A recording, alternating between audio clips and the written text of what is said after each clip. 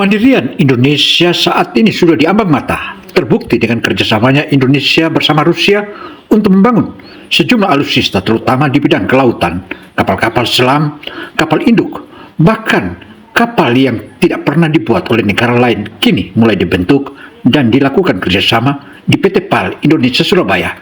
Hal ini menunjukkan bahwa kehadiran sejumlah pejabat-pejabat Rusia ke Surabaya atau Indonesia menunjukkan bahwa negeri ini makin mapan dan tak boleh lagi diremehkan.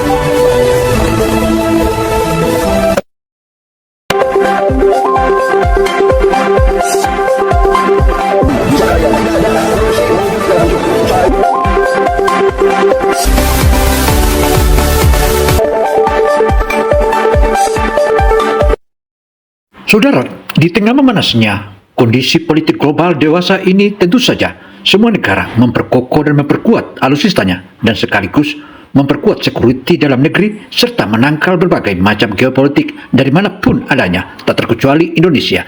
Indonesia dan Rusia baru saja melakukan penandatanganan bersama untuk membangun sejumlah alutsista-alutsista yang memiliki kelas dunia, terutama di bidang kelautan, yakni kapal selam dan kapal induk. Langkah besar tengah terjadi di Surabaya. Sebuah kunjungan yang mungkin bagi sebagian orang tampak biasa, tapi bagi mereka yang memahami dinamika pertahanan dan industri maritim Indonesia, ini bukan kunjungan biasa. Delegasi Dewan Maritim Federasi Rusia datang langsung ke PT PAL Indonesia, bukan sekadar pejabat diplomatik atau perwakilan dagang, melainkan penasihat Presiden Federasi Rusia sendiri. Dan disinilah semua cerita menarik ini bermula. PT PAL Indonesia, perusahaan galangan kapal terbesar di tanah air, ini menjadi pusat perhatian dalam upaya memperkuat kemandirian industri pertahanan maritim nasional. Saudara, Presiden Republik Indonesia Prabowo Subianto bukanlah manusia karbit sebagaimana bisa dimainkan oleh negara-negara lain sebagaimana presiden-presiden sebelumnya. Tetapi dia seorang yang memiliki skill dan memiliki kemampuan militer yang madas serta begitu brilian dan menganalisa geopolitik dunia. Karena itu, dengan dibangunnya berbagai macam kerjasama antara lain Indonesia dan Rusia, maka kemandirian Indonesia diambang mata. Demikian papar sejumlah sumber. Kunjungan dari Rusia ini bukan hanya simbol persahabatan, tapi juga membuka babak baru kerjasama teknologi tinggi antara dua negara yang sama-sama punya sejarah panjang di laut. Langkah ini menjadi bagian dari strategi besar pemerintah Indonesia untuk memperkuat kedaulatan maritim dalam rencana pembangunan jangka menengah nasional atau RPJMN 2025-2029. Sektor kemaritiman ditempatkan sebagai prioritas utama, tidak hanya untuk transportasi dan ekonomi, tetapi juga sebagai fondasi kekuatan pertahanan negara. Dan di titik inilah, PT PAL memainkan peran penting sebagai tulang punggung pengembangan industri maritim dan pertahanan laut. Kunjungan Dewan Maritim Federasi Rusia yang dipimpin oleh Petrusev Nikolai, penasihat Presiden Rusia, bersama Kepala Direktorat Kebijakan Maritim Nasional, Pukov Sergei, menandai keseriusan Moskow untuk membuka pintu kolaborasi yang lebih luas. Delegasi ini datang bukan sebagai tamu seremonial, melainkan membawa agenda nyata, transfer teknologi, kerjasama industri, dan peluang besar di sektor energi serta pertahanan. Dari sisi Indonesia, kehadiran mereka disambut langsung oleh jajaran pejabat tinggi, termasuk Asisten Deputi Konektivitas Maritim dan Udara, Balkis Kusumawati, serta perwakilan dari Kementerian Koordinator Bidang Infrastruktur. Di pihak PT PAL sendiri, sambutan hangat datang dari Kaharudin Djinot, yang menekankan pentingnya momentum ini bagi masa depan industri maritim nasional. Saudara, dalam paparan sejumlah sumber sebagaimana yang ditegaskan oleh Kaharudin Djinot sebagai Direktur PT PAL yang alumnus dari Jepang, itu tentu saja dia memiliki kekuatan yang tak pernah lagi bisa dimainkan oleh negara-negara lain. Keahlian dan kepiawaiannya sebagaimana cita-citanya dari sejak kecil kini mulai ditampakkan satu persatu. Munculnya Rusia untuk bekerja sama secara teknologi tinggi merupakan salah satu dampak positif yang maha dahsyat. Kaharudin menjelaskan bahwa PT PAL membutuhkan strategi kemitraan jangka panjang. Tidak cukup hanya membangun kapal, tapi harus masuk lebih dalam ke penguasaan teknologi, pengembangan sumber daya manusia, sistem digital, hingga rantai pasok global. Dan disinilah, Rusia hadir menawarkan sinergi yang tidak bisa dianggap remeh. Dalam pertemuan itu, kedua pihak membahas dua agenda besar yang menjadi inti dari pembicaraan. Pertama, peluang kerjasama di bidang teknologi kapal perang dan kapal selam. Kedua, pengembangan pembangkit listrik tenaga nuklir atau PLTN dengan melibatkan Rosatom, perusahaan energi nuklir terbesar milik Rusia. Dua bidang yang sangat berbeda, tapi punya benang merah yang sama, kemandirian teknologi dan ketahanan strategis Indonesia di masa depan. Untuk bidang maritim dan pertahanan, Rusia adalah salah satu pemain besar dunia. Negara ini memiliki sejarah panjang dalam pengembangan kapal perang, kapal selam, rudal laut ke darat, dan sistem peluncur vertikal atau VLS. Semua sistem yang selama ini menjadi tulang punggung kekuatan laut mereka. Teknologi semacam inilah yang berpotensi besar ditransfer ke Indonesia jika kerjasama ini berhasil diwujudkan dalam bentuk konkret. Sementara itu, PT PAL Indonesia sendiri bukan pemain baru. Perusahaan ini telah membangun reputasi sebagai galangan kapal modern dengan kemampuan desain dan produksi yang cukup lengkap. Dari kapal perang seperti fregat dan kapal cepat rudal, kapal niaga, hingga proyek perawatan dan overhaul untuk kapal selam. PT PAL juga dikenal lewat kemampuannya mengembangkan general engineering di bidang energi dan elektrifikasi maritim. Dengan pengalaman ini, sinergi dengan Rusia bisa menciptakan lompatan besar dalam penguasaan teknologi strategis. Menariknya, kunjungan ini bukan pertama kali Rusia mendekat ke Indonesia. Sebelumnya, Duta Besar Rusia untuk Indonesia, Sergei Dulkenov, juga sudah berkunjung ke PT PAL. Tapi kali ini berbeda. Yang datang bukan diplomat, melainkan langsung dari jajaran penasihat presiden. Itu artinya, tingkat kepentingannya jauh lebih tinggi dan bisa menjadi sinyal bahwa Moskow serius membuka kerjasama di tingkat industri strategis. Saudara, munculnya berbagai industri strategis di tanah air tentu saja itu merupakan ejawentakan ataupun keinginan tersendiri dari Presiden Prabowo karena dia paham Indonesia jika harus menjaga keamanan dan menjaga kekayaan alamnya, Indonesia harus memiliki alutsista yang kuat serta persenjataan yang maha dahsyat. Tentu saja hal ini merupakan salah satu prioritas utama untuk menjaga kekayaan alam Indonesia. Karena itu Indonesia akan terus mandiri. Dalam sambutannya, Petrusev Nikolai menyampaikan pesan yang cukup jelas. Rusia, katanya, memiliki semua teknologi maritim dan pertahanan yang dibutuhkan Indonesia, dari sistem kapal permukaan, kapal selam, hingga teknologi nuklir sipil, dan mereka siap berbagi melalui kerjasama yang saling menguntungkan. Pernyataan ini terdengar sederhana, tapi maknanya besar. Karena jika benar diwujudkan, Indonesia berpeluang mengakses teknologi yang selama ini sulit didapatkan dari mitra barat. Kaharudin menambahkan bahwa PT PAL tengah berfokus untuk memperkuat kemampuan desain dan integrasi sistem. Dalam dunia pertahanan, integrasi sistem ini adalah kunci, sebab kapal modern bukan hanya soal lambung baja, tapi soal otak dan senjata yang ada di dalamnya. Sistem radar, rudal, sonar, komunikasi, hingga sistem peluncur otomatis. Dan Rusia dikenal sebagai salah satu negara yang sangat unggul di bidang ini.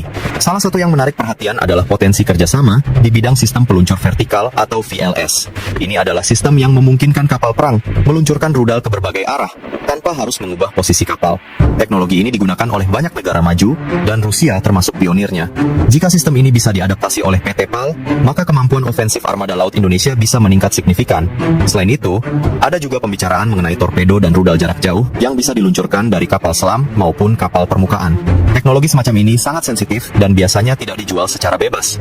Fakta bahwa Rusia bersedia membicarakan kemungkinan transfer teknologinya menunjukkan tingkat kepercayaan yang tinggi terhadap Indonesia di wilayah terpencil, termasuk untuk mendukung pelabuhan dan kawasan industri maritim. Konsep ini sejalan dengan rencana pemerintah untuk membangun ekosistem energi berkelanjutan di kawasan pesisir dan kepulauan. Dengan teknologi nuklir sipil, Indonesia tidak hanya memperkuat ketahanan energi, tetapi juga membuka peluang baru bagi pengembangan industri maritim terintegrasi.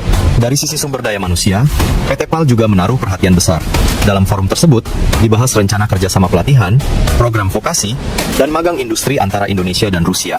Tujuannya jelas, membangun generasi baru insinyur dan teknisi maritim Indonesia yang mampu memahami teknologi tingkat tinggi, bukan hanya mengoperasikan, tetapi juga mengembangkan. Kaharudin menjelaskan bahwa Indonesia tidak ingin hanya menjadi pengguna, tapi juga produsen teknologi. Transfer pengetahuan menjadi kunci, agar kerjasama ini memberikan nilai jangka panjang, bukan sekadar proyek jangka pendek. Saudara, sinyalemen ataupun sinyal yang saat ini kedekatan Indonesia dan Rusia tentu saja tak bisa lagi dipungkiri.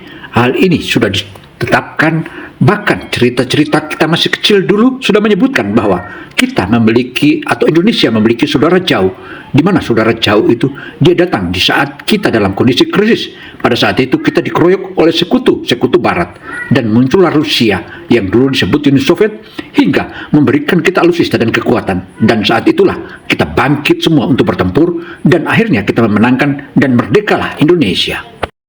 Di sisi lain, Rusia melalui Nikolai juga menegaskan bahwa mereka terbuka terhadap semua bentuk kolaborasi yang dapat memperkuat industri maritim Indonesia. Ia mengakui bahwa PT PAL Indonesia telah menunjukkan perkembangan pesat dalam beberapa tahun terakhir dan dinilai sebagai mitra potensial di kawasan Asia Tenggara.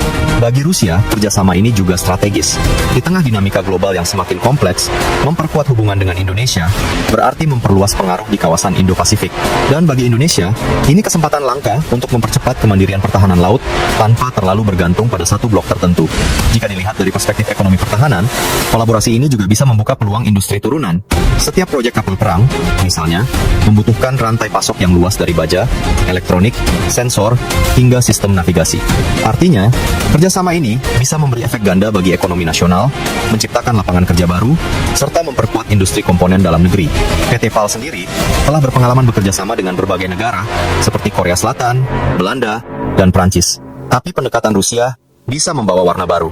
Berbeda dengan negara-negara barat yang cenderung membatasi alih teknologi, Rusia justru seringkali lebih terbuka dalam skema joint development dan license production. Jika pola ini diterapkan, Indonesia bisa memperoleh pengalaman langsung dalam merakit, memodifikasi, bahkan mendesain sistem kapal tempur berbasis teknologi Rusia. Indonesia, kebanggaannya terhadap Rusia sejak dari zaman sebelum kemerdekaan, bahkan terbukti berbagai macam bangunan-bangunan yang masih meninggalan menjadi peninggalan Rusia sebagaimana stadion dan juga berbagai infrastruktur dermaga hingga sejumlah gedung-gedung dan juga sejumlah pesawat tempur dan kapal perang yang namanya dulu KRI Irian. Itu semua adalah hibah dan pemberian secara cuma-cuma dari Rusia, dan itu menunjukkan bahwa Rusia sangat andil dalam kemerdekaan Indonesia. Bravo Indonesia, Rusia. Tentu saja, semua ini masih berada di tahap penjajakan. Tapi sinyal-sinyal yang muncul menunjukkan arah yang cukup jelas. Pemerintah melalui PT PAL tampaknya ingin memperkuat fondasi industri pertahanan laut agar tidak lagi bergantung pada impor. Bagi sebagian pengamat, langkah ini juga bisa menjadi bagian dari strategi jangka panjang menuju kemandirian alutsista nasional.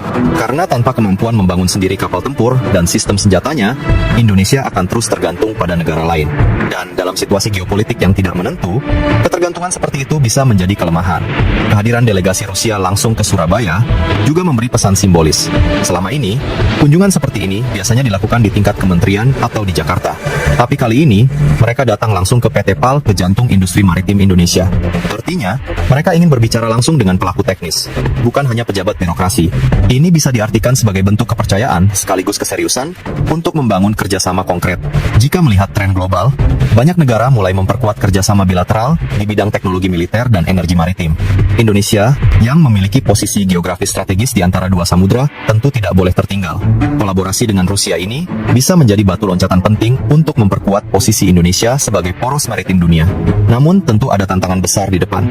Kerjasama semacam ini membutuhkan kehati-hatian, terutama dalam urusan teknologi sensitif dan regulasi internasional.